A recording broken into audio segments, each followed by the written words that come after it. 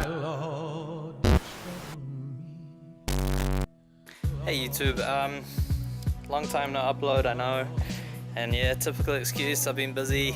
I got let go from my last job, which was fabrication, but thankfully one of the guys I met through drifting and doing motorsport stuff, he hooked me up with my new job. Hopefully get back out there real soon.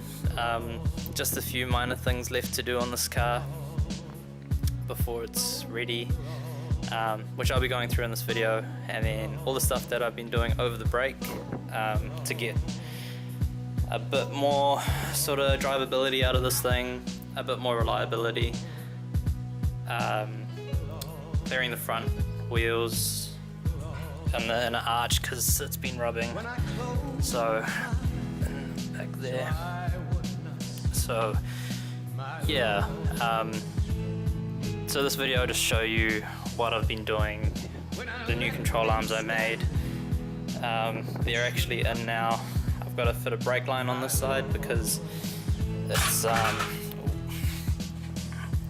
it pulls at full lock because this brake line is too short. Yeah, what else do we have to do? I need to clean up this wiring here because I'm going to be rewiring the headlights. Gonna go to an H4 headlight rather than the the twin H1s. Gonna be rewiring pretty much the whole car just to simplify it all down. So we've taken the roof lining out. We've got to get rid of all this little foamy stuff to get it ready for the cage.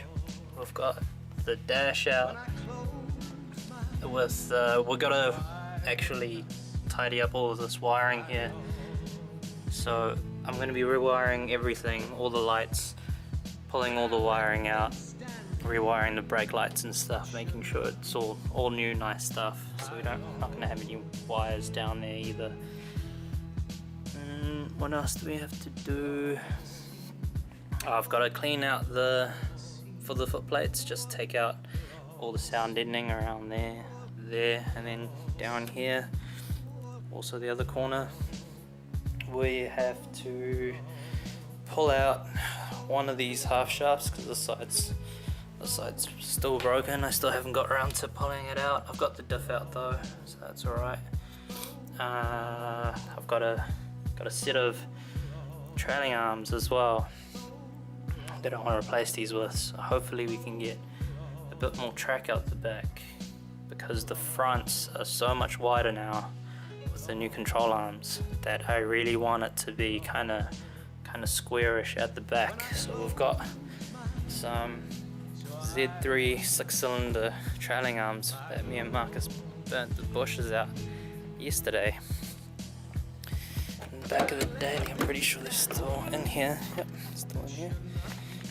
These are supposed to be a lot wider, just the trailing arm itself, than a E30 or 318 Ti compact trailing arm.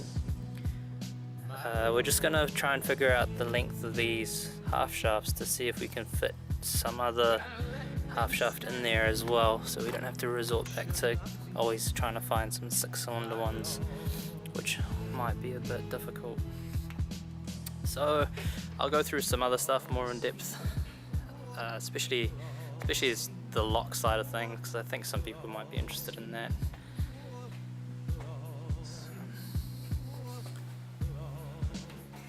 I cleaned up the front of the motor somewhat, just literally with a toothbrush and a brush and some industrial strength cleaner. It's really wrecked that brush there. Absolutely destroyed that one.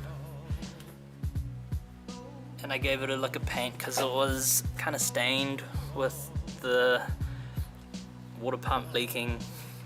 It just kind of stained all of this stuff and I didn't like it. Cleaned up all this, like it's not brand new or anything, I just cleaned it all up. It was working before. Gave this a bit of a paint. Haven't cleaned up my power steering pump yet.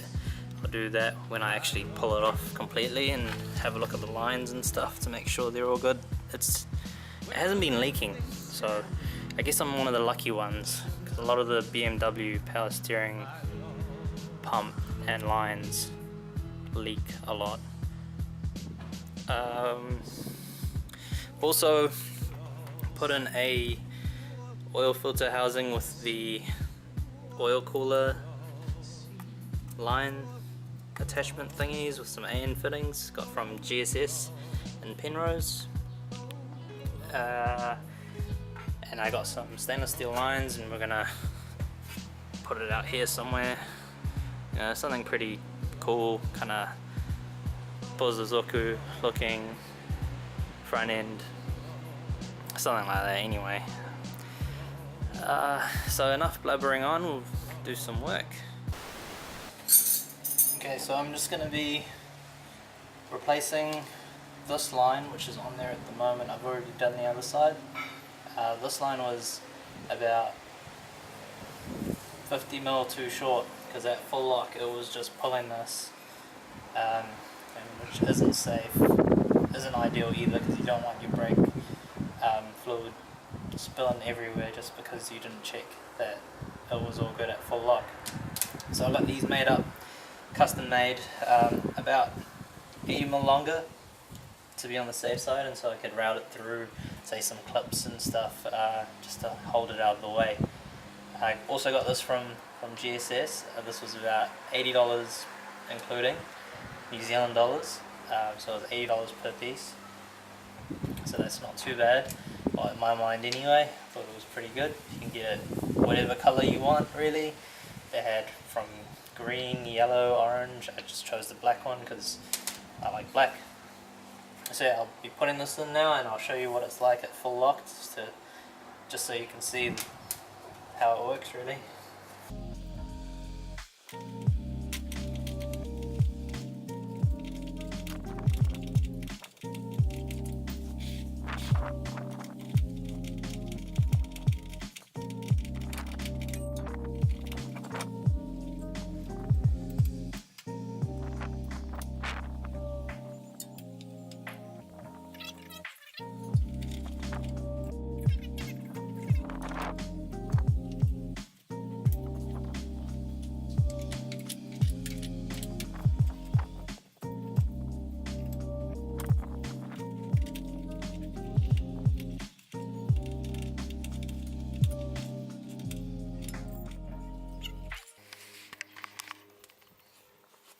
So the line's in at full lock, which is about there.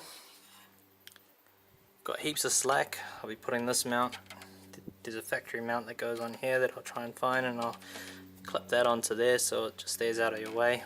So when you're turning the other way, the tire shouldn't rub on it basically. So we got to clip that out of the way, so it pulls it that way, and yeah, should be good.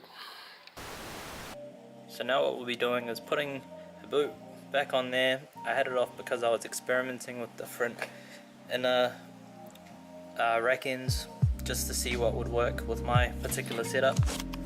I used to have these, which were Mazda MP7 van inners, which worked on my old setup. They're a bit shorter for the difference in Ackerman. With these ones, because my control arm is a bit longer to clear the tire so it doesn't run up on the inner frame rail, I need a longer one, well, a longer inner, and it turns out the factory E36 inner works perfectly, gets me heaps of toe adjustment, and that's paired with my OEM or factory E46 outer. So I'll be putting this back in, and then I'll show you my control arm, my custom control arm that I designed and made up from scratch. Yeah, see how that goes.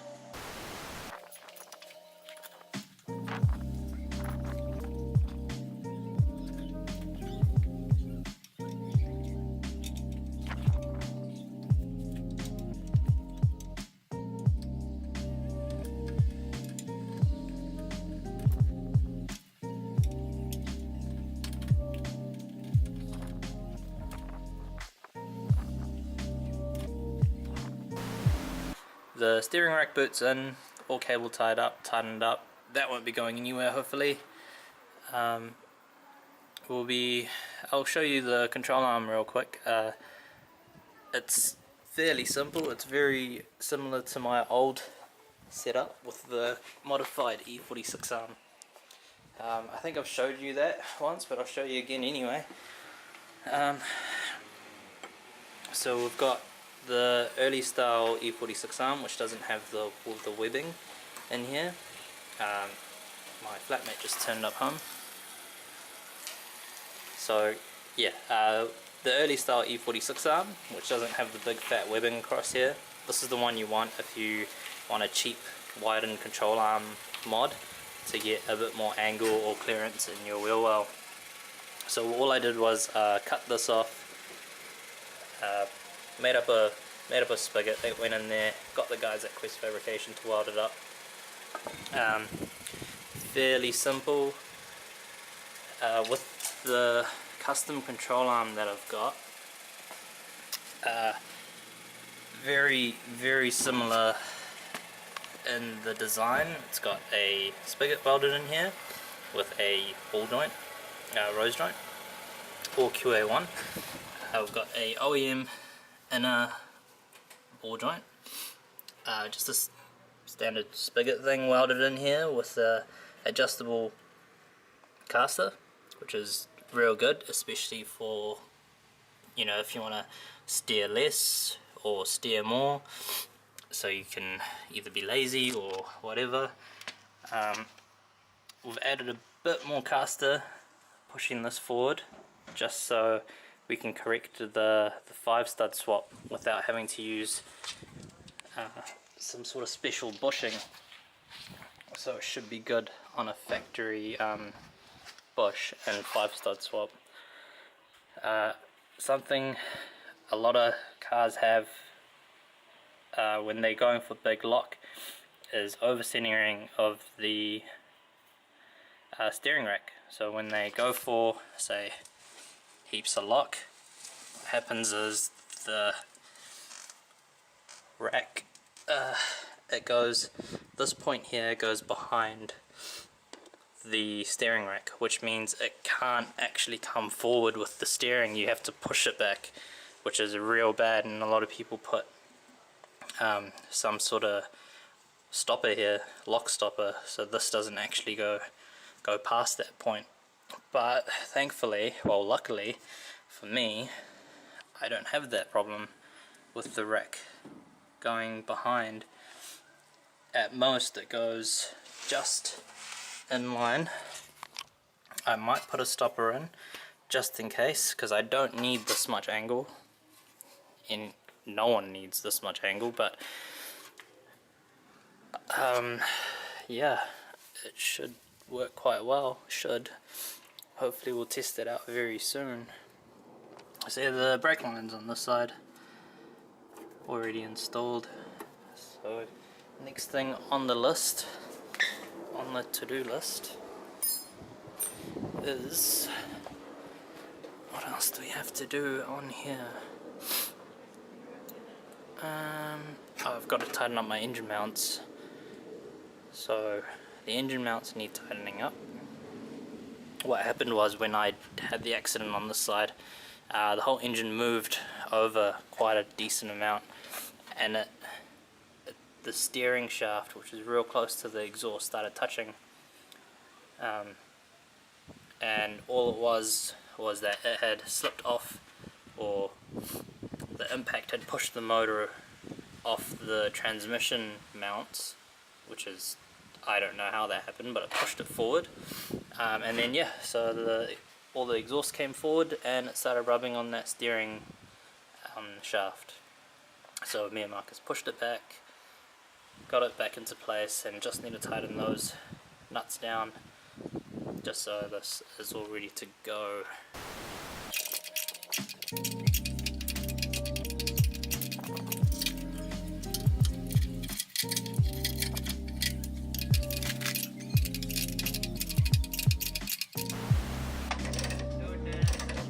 The other side's so much easier. You can use one of these long extension things. so much easier doing it from down here, leaning over. Maybe I'm just getting old. Now that engine mount took ages to tighten up just because the thread under here is so long. And it just, because you can't put a ratchet under there or a socket on there, so you've only got a spanner. Luckily when you get further up you can use the ring side of the spanner, but still that thread is hella long. Same on the other side, which I'm going to do now. Just gotta tighten it up. My water pump's leaking and I'm gonna get one of those uprated ones. I'm not too sure if anyone sells one in New Zealand, but I'll have a look around and see. Like this one, it's the pulley and stuff, the bearing isn't bad or anything, but it was seeping out the bottom here just a slight amount, which was getting onto this, and it was just throwing it everywhere, all over my engine bay. So yeah, not much else to do other than that. I've got another little project going on that I thought I'd show you guys. One of my mates, he really likes the whole JDM style on Euro, and we picked up this front bumper, and he's got an E36 as well, motorsport as well like mine, and I think we can make this work. I think that's, I mean, it's going to take a little bit of cutting and fiberglassing and whatnot, but it honestly looks like it will work. So yeah, I think that's pretty cool. I mean, we picked that up from a local guy, about 50 bucks. You know, not breaking the bank or anything. Yeah, so I will see you guys later.